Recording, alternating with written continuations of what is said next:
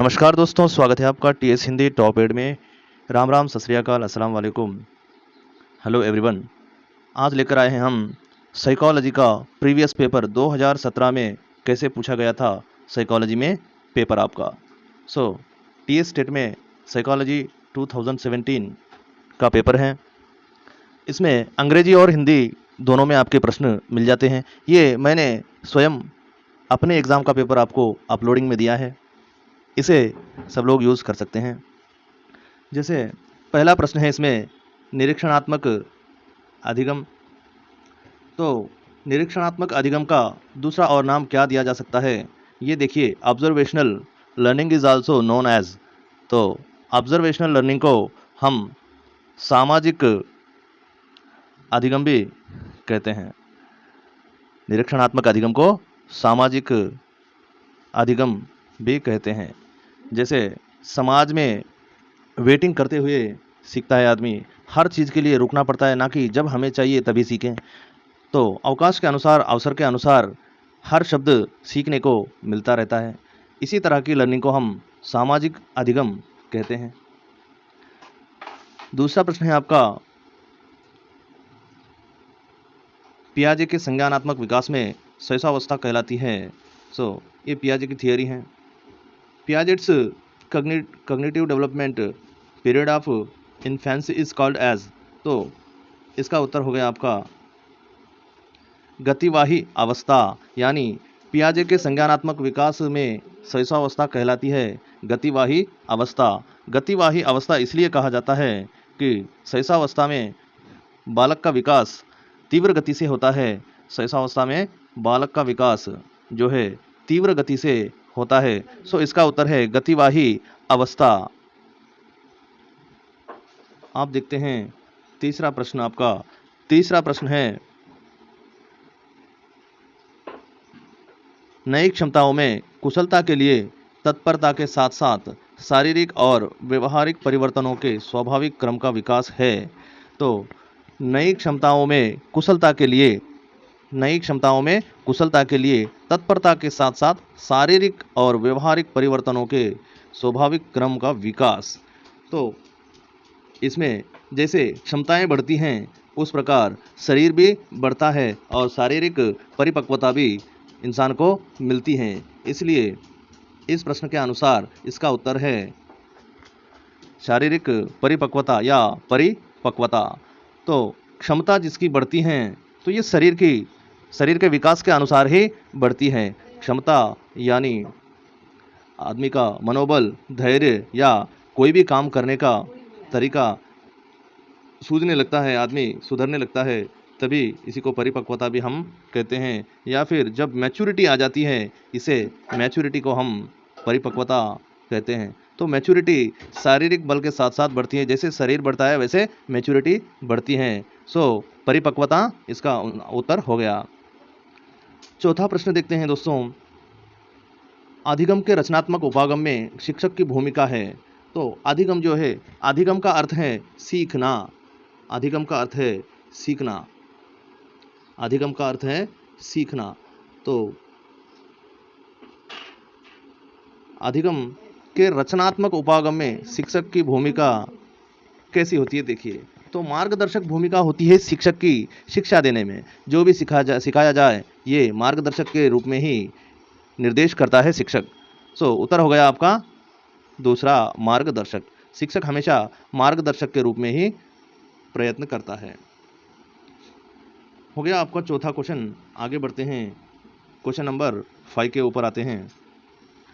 Question number 5 है आपका, वह शिक्षक जो बालक द्वारा दिए गए प्रत्येक सही उत्तर के लिए उसे चॉकलेट देता है तो वह पुनर्बलन की अनुसूची के इस प्रकार का पालन करता है।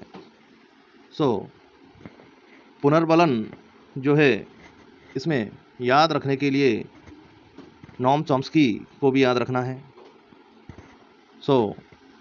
इसमें पहली बात है कि शिक्षक जो बालक द्वारा दिए गए प्रत्येक सही उत्तर के लिए, यानी जब शिक्षक प्रश्न पूछता है बालक से तो सही उत्तर देने पर हमेशा उसे एक उत्तर के लिए एक चॉकलेट देता है, तो वह पुनर्बलन की अनुसूची के इस प्रकार का पालन है। तो निरंतर पुनर्बलन की सूची का कारण है ये। तो ये निरंतर विश्वास और बल बढ़ाता है विद्यार्थी का शिक्षक। तो निरंतर पुनर्बलन की अनुसूची का पालन कर रहा है यहाँ अध्यापक। किसका पालन कर रहा है? निरंतर पुनर्बलन की अनुसूची का जो है पालन कर रहा है अध्यापक, शिक्षक। आगे देखते हैं। निम्न में यह अधिगम अंतःक्रियात्मक इंटरएक्टिव पहलू का क्रियाकलाप नहीं है। निम्न में यह अधिगम के अंतःक्रियात्मक पहलू का क्रियाकलाप नहीं है। तो नीचे दिए गए ऑप्शंस में से जो है सीखने के अंतःक्रियात्मक पहलू का क्रियाकलाप यानी भाग नहीं है, तो इसमें है आपका प्रतिक्रिया। प्रतिक्रिया जो है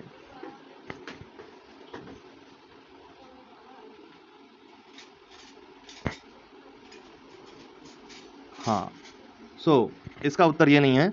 इसका उत्तर है लक्ष्यों और उद्देश्यों का निर्माण। तो सीखने में लक्ष्यों और उद्देश्यों का निर्माण नहीं होता, केवल सीखा जाता है। ये हो गया आपका उद्देश्य, क्रियाकलाप नहीं है। तो सीखने में क्या क्या उपयोग होता है ये मैं बताता हूँ आपको। सीखने में प्रतिक्रिया करनी पड़ती है। जैसे टीचर क्रिया करता है तो हमें प्रतिक्रिया करनी पड़ती है, अवबोधन होना पड़ता है, विश्लेषण सुनना पड़ता है या विश्लेषण देना पड़ता है। ये सब सीखने में आता है। लेकिन सीखने से सीखते ही लक्ष्य को पूरा करने का जो है विश्वास तभी नहीं उठ जाता, तभी नहीं आ जाता। तो ये आंसर आपका नहीं है। तो उसने पूछा था नहीं है, तो ये नहीं है, यानी ऑप्शन नंबर 2 आपका इसमें नहीं है। आगे चलते हैं क्वेश्चन नंबर 7 पर। क्लाइंट केंद्रित परामर्श के मुख्य प्रतिपादक है। क्लाइंट केंद्रित परामर्श के मुख्य प्रतिपादक। क्लाइंट केंद्रित परामर्श क्या होता है देखते हैं और इसके प्रतिपादक कौन है। क्लाइंट के प्रतिपादक यहाँ है कार्ल रोजर्स। इसका उत्तर है कार्ल रोजर्स। तो इसका उत्तर यहाँ पर है। क्वेश्चन नंबर 8 देखते हैं। इस मनोवैज्ञानिक के अनुसार अधिगम उद्दीपन और प्रतिक्रिया के बीच संबंध के निर्माण का परिणाम है। किस मनोविज्ञान के अनुसार अधिगम उद्दीपन और प्रतिक्रिया के बीच संबंध का निर्माण का परिणाम है? तो ये थार्नडाइक के अनुसार है। थार्नडाइक नाम के मनोवैज्ञानिक के अनुसार जो है अधिगम उद्दीपन के और प्रतिक्रिया के बीच के संबंध का परिणाम है। तो इसमें उत्तर है आपका थार्नडाइक। आगे चलते हैं प्रश्न संख्या 9 की तरफ। एरिक्सन की इस अवस्था में किशोर अपने स्वयं की निजी पहचान की खोज आरंभ करते हैं। एरिक्सन के अनुसार जो बालक जो है अपनी निजी पहचान, तो सेल्फ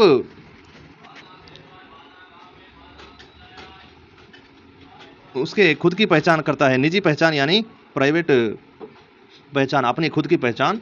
तो एरिक्सन के अनुसार 5वीं अवस्था में बच्चा यानी किशोरावस्था में बालक अपनी खुद की पहचान करता है। यहाँ पर 5वीं अवस्था यानी किशोरावस्था में बालक अपनी खुद की पहचान करता है। हमेशा अपने नाम लिखना, कहीं अपने हाथों पर अपना नाम गुदवाना या फिर कुछ अपने नाम से जुड़े एस सिंबल, के सिंबल, एम, ऐसे जो कुछ उसके नाम से जुड़ा हुआ हो उसका अपना नाम उसे बहुत ही प्यारा लगता है। तो वह अपने खुद की पहचान करने के लिए अच्छे कार्य भी करता है। तो ये सब किशोरावस्था में होता है। तो 5वीं अवस्था है ये है आपकी 5वीं अवस्था। Dyslexia is dash. तो डिसलेक्सिया डैश है। तो डिसलेक्सिया जो है पठन से संबंधित विकार है। पठन से यहाँ तीसरा डिसलेक्सिया पठन से संबंधित और लेखन से संबंधित आपका डिसग्राफिया और गतिक विकार जो है ये आपका अफेजिया में आ सकता है।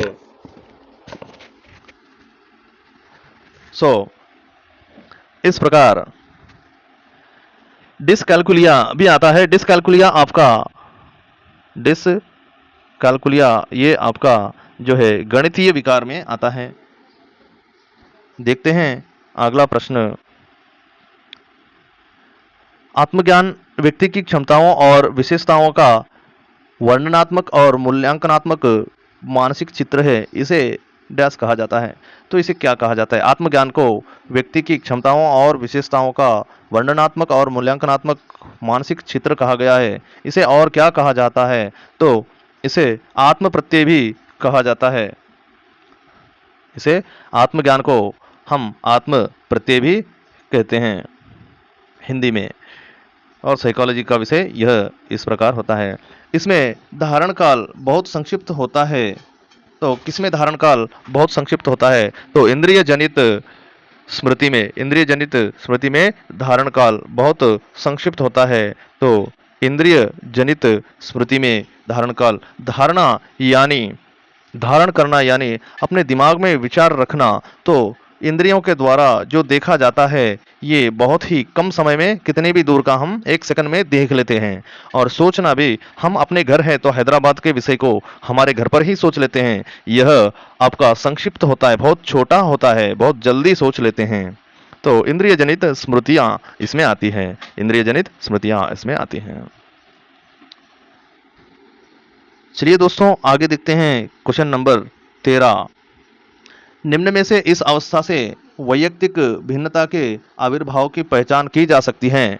तो यहाँ पूछा गया है वैयक्तिक भिन्नता के आविर्भाव की पहचान। तो वैयक्तिक भिन्नता यानी अपने आप को समाज से भिन्न समझता है बालक। तो कब समझता है ये देखते हैं।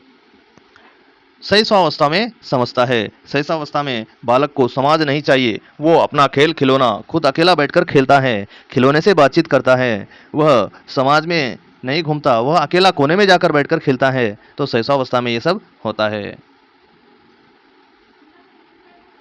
इस प्रकार के 14वां प्रश्न देखते हैं। इस प्रकार के नेतृत्व में शिक्षक की भूमिका दर्शक के समान होती है। तो दर्शक के समान शिक्षक की भूमिका कब होती है? अनुज्ञानात्मक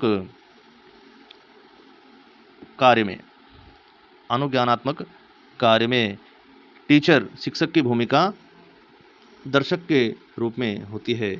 यानी वह कहता जाता है, बच्चा सुनता जाता है, यह पढ़ता जाता है, बच्चा अनुकरण करता जाता है। यही होता है अनुज्ञान। तो अनुकरण कराते हुए जब टीचर पढ़ाता है तो अनुज्ञानात्मक भूमिका इस प्रकार बनती है टीचर की।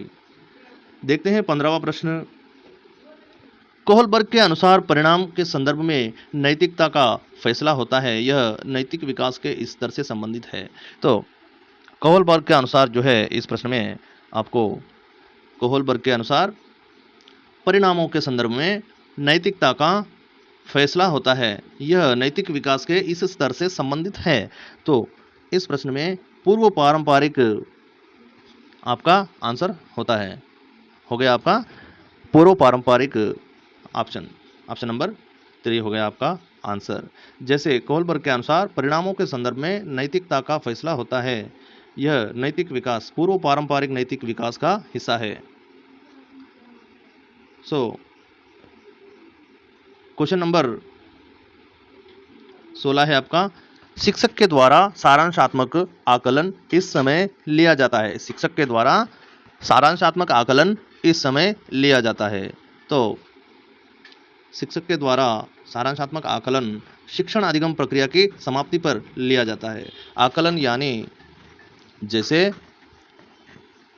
शिक्षण अधिगम सीखना समाप्त होता है उस समय बच्चे का आकलन रिपोर्ट वगैरह देखकर कंप्लीट रिजल्ट जो है उसका लिया जाता है टीचर के पास से। इसमें ऑप्शन नंबर हो गया आपका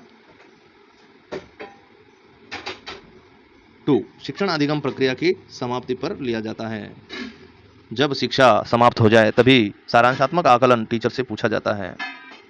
बच्चे कैसे पढ़ते हैं, किस प्रकार पढ़ते थे, फीडबैक पूछा जाता है होने के बाद। यह है आकलन यानी फीडबैक। आगे देखते हैं प्रश्न संख्या 17 में है आपका प्रश्न। निम्न में से बालक का पहला खेल है एकांतीय खेल। तो जब बालक खेलता है तब अभी मैंने कहा था कि समाज से भिन्न होकर खेलता है, एकांतीय खेल करता है, खिलौने लेकर खुद अकेला खेलता है। प्रश्न में उत्तर हो गया आपका चौथा। प्रश्न संख्या 18 है। कक्षा में भयमुक्त वातावरण के निर्माण के लिए शिक्षक को निम्न में से इसका उपयोग नहीं करना चाहिए। देखिए, कक्षा में भयमुक्त वातावरण के निर्माण के लिए शिक्षक को निम्न में से इसका उपयोग नहीं करना चाहिए। तो जहाँ भयमुक्त वातावरण के निर्माण के लिए कक्षा में, जो कक्षा क्लास है टीचर की, स्टूडेंट्स की, जहाँ स्टूडेंट बैठे हैं, जहाँ टीचर है, उस कक्षा में भयमुक्त वातावरण के निर्माण के लिए शिक्षक को निम्न में से इसका उपयोग करना है। भयमुक्त यानी वहाँ कोई दैत प्रेत नहीं आता है, बच्चे को टीचर से डर ना लगे और खुलेआम दिल खोल वह बच्चा सीख सके, अपनी तकलीफ टीचर को बता सके, जो अपने समझ में नहीं आता है वो पूछ सके, सीख सके, विश्लेषण दे सके और प्रतिक्रिया कर सके, ऐसा वातावरण टीचर को करना चाहिए। तो इसमें प्रश्न है आपका, आज्ञा पालन न करने पर छात्रों को दंडित करना, ये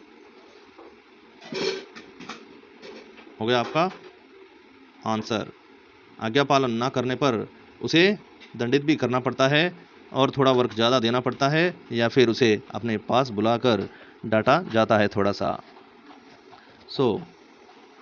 अगला प्रश्न देखते हैं। प्रश्न संख्या 19। रामू 8वीं कक्षा का छात्र है। अपने गणितीय ज्ञान से वह भौतिक शास्त्र के सूत्र बनाता है। तो उत्पन्न होने वाला अधिगम स्थानांतरण है। तो वह गणितीय ज्ञान के अनुसार भौतिक शास्त्र का सूत्र बनाता है। तो इसमें रामू क्या कर रहा है, उसका गणित मैथमेटिक्स का नॉलेज का उपयोग, उसके मैथमेटिक्स के नॉलेज का उपयोग भौतिक शास्त्र फिजिकल साइंस में कर रहा है। तो यहाँ वह सूत्र बनाता है। तो सूत्र जो उत्पन्न होता है या अधिगम उसमें उत्पन्न हो रहा है वो है सकारात्मक अधिगम। प्रश्न संख्या, क्योंकि देखिए यहाँ मैथमेटिक्स में और फिजिक्स में दोनों में ही सूत्र होते हैं और वही फॉलो किए जाते हैं। नेक्स्ट प्रश्न संख्या 20 देखते हैं। एनसीएफ 2005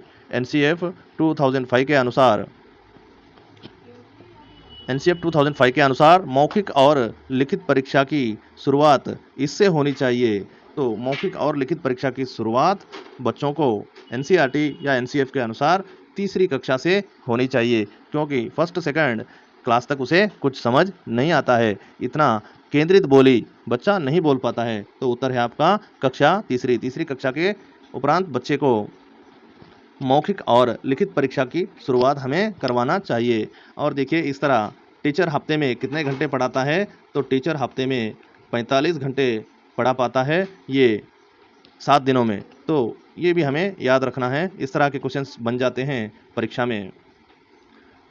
अगला प्रश्न देखते हैं। क्वेश्चन नंबर 21 यहाँ है आरटीई अधिनियम। यहाँ आरटीई अधिनियम 2009 के अनुसार आरंभिक शिक्षा का अर्थ है इस कक्षा से कक्षा तक शिक्षा। तो इस अधिनियम के अनुसार जो है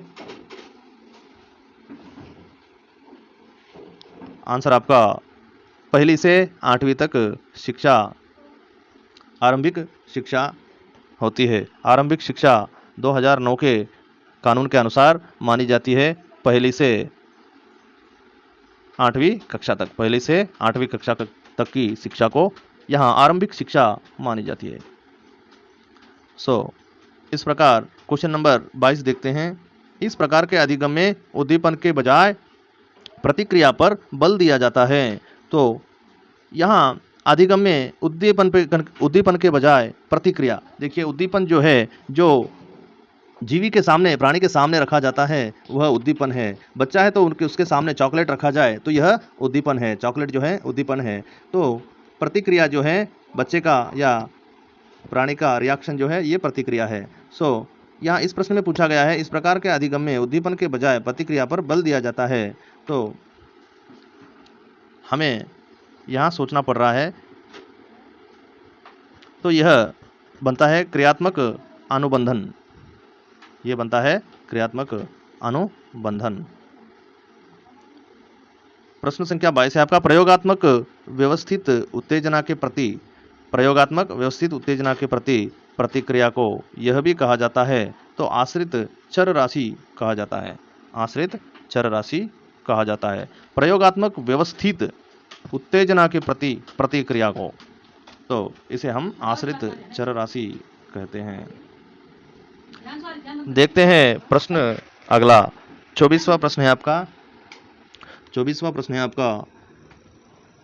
एबिन गौस का अध्ययन दर्शाता है कि सीखने के 20 मिनट के पश्चात विस्मृत होने वाली सीखी गई सामग्री की मात्रा कितनी होती है। सीखने के 20 मिनट बाद आदमी को, इंसान को कितना याद रहता है? तो सीखने के 20 मिनट बाद मनुष्य को केवल 47% याद रहता है, बाकी सब भूल जाते हैं।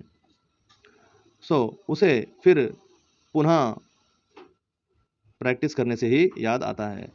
नेक्स्ट अगला प्रश्न है आपका। ब्रूनर्स के शिक्षण सिद्धांत के अनुसार अधिगम के अभिनय स्तर में यह शामिल होता है। तो ब्रूनर्स की शिक्षण सिद्धांत के अनुसार अधिगम यानी ब्रूनर्स के अनुसार सीखने में अभिनय स्तर में क्या शामिल होता है देखा जाए तो यहाँ हो गया आपका वस्तुओं का गतिक हस्त कौशल। तो यह शामिल होता है वस्तुओं का गतिक हस्त कौशल। तो गतिक यानी स्पीड। देखिए सीखने में अपने हाथों के द्वारा स्पीड में लेने चलने वाली कलम या हमारी लेखनी या हम जो अपने हाथों से इतना स्पीड सीखते हैं वह विषय बनता है वस्तुओं का गतिक हस्त कौशल यानी स्किल्स।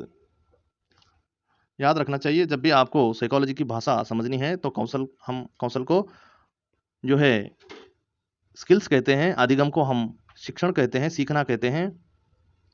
फिर 26वां प्रश्न हो गया आपका। इन्होंने सार्वभौमिक व्याकरण की व्याख्या की थी। तो सार्वभौमिक व्याकरण जो है ये नॉम चॉम्स्की का है।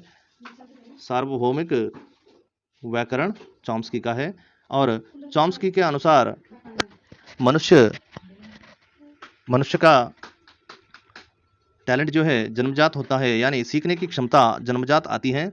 मनुष्य जब जन्म लेता है तभी वह भाषा सीख नहीं लेता, परंतु भाषा सीखने की क्षमता वह अपने माता के पेट से ही लेकर आ जाता है। अगला प्रश्न है आपका।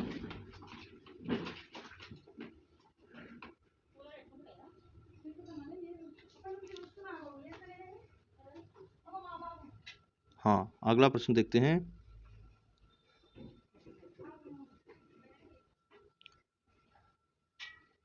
अगला प्रश्न है आपका 27वां प्रश्न।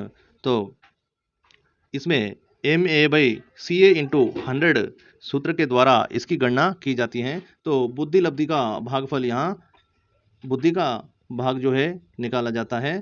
बुद्धि भागफल AM/CA × 100 के सूत्र के द्वारा इसकी गणना, बुद्धि की गणना की जाती है, कितनी बुद्धि इंसान की बड़ी है। तो अधिगम के पूर्वतावादी उपागम की अवधारणा वैज्ञानिकों के इस समूह की देन है। देखिए दूसरा प्रश्न है आपका। अधिगम के पूर्वतावादी उपागम की अवधारणा वैज्ञानिकों के इस समूह की देन है। तो ये गेस्टाल्टवादी लोगों के समूह की देन है। यह गेस्टाल्टवादी वैज्ञानिकों की देन है। इस अवधारणा को जो है गेस्टाल्टवादी वैज्ञानिक समूह ने माना है, उन्होंने ही खोजा है। आगे देखते हैं क्वेश्चन नंबर 29। इस सिद्धांतकार ने बालक के विकास में सामाजिक सांस्कृतिक संदर्भ के महत्व पर बल दिया है। तो जहां भी आपको वेगोस्की पूछे तो वहां सामाजिक और सांस्कृतिक दिखे तो आपका प्रश्न सीधा वेगोस्की हो जाएगा, और जहां आपको चॉम्स्की पूछे वहां आपका सहज आएगा। सहज क्षमता जो है बच्चे की अपने जन्मजात क्षमता सीखने की होती है, यह चॉम्स्की के अनुसार और वेगोस्की के अनुसार जो है बच्चा सामाजिक और सांस्कृतिक संदर्भ के महत्व पर बच्चे के लिए बल दिया जाता है। जो भी बच्चा सीखता है समाज से सीखता है, यह वेगोस्की के अनुसार कहा गया है। दूसरा क्वेश्चन नंबर 30 है आपका। अधिगम के भावात्मक आयाम की पहचान कीजिए। तो अधिगम के भावात्मक आयाम की पहचान है रुचि। तो अधिगम यानी मैंने बताया था आपको सीखना, अधिगम अर्थात सीखना, और भावना यानी यह विशेषण जो है आपका रुचि है। भावात्मक, अब भावना क्या है? रुचि है। आपकी भावना है आम खाना, तो आम पर आपकी रुचि बनती है, इसलिए रुचि के अनुसार आप आम खाते हैं। तो यहाँ अधिगम कहा गया है, तो अधिगम में भी कुछ रुचि बनने पर ही अधिगम ज़्यादा बढ़ता है। बच्चे को सीखने के लिए चॉकलेट दिया गया था तो यहाँ उसकी रुचि थी पहले चॉकलेट खाना, फिर ऐसे चॉकलेट के बदले वह सीख जाता, सीखते सीखते फिर वह राइम सॉन्ग्स गाने लगता, फिर उसकी रुचि बन जाती सीखने पर, चॉकलेट पर नहीं। तो इस प्रकार के अधिगम को हम और अधिगम के भावात्मक आयाम की पहचान रुचि के द्वारा ही करते हैं। बच्चे की रुचि पहले पहचाननी पड़ती है, उसके उपरांत उसे सिखाना पड़ता है। पहले रुचि पहचाननी पड़ती है, उसके उपरांत उसे सिखाना पड़ता है। धन्यवाद दोस्तों। आगे शेयर करें, लाइक करें, सब्सक्राइब करें, हमारे वीडियो को ज़्यादा से ज़्यादा शेयर करने की कोशिश करें और आपके इसी बल से हम अपने वीडियोस बढ़ाते रहेंगे, आगे आपको विश्लेषण अच्छा देते रहेंगे। थैंक यू, धन्यवाद।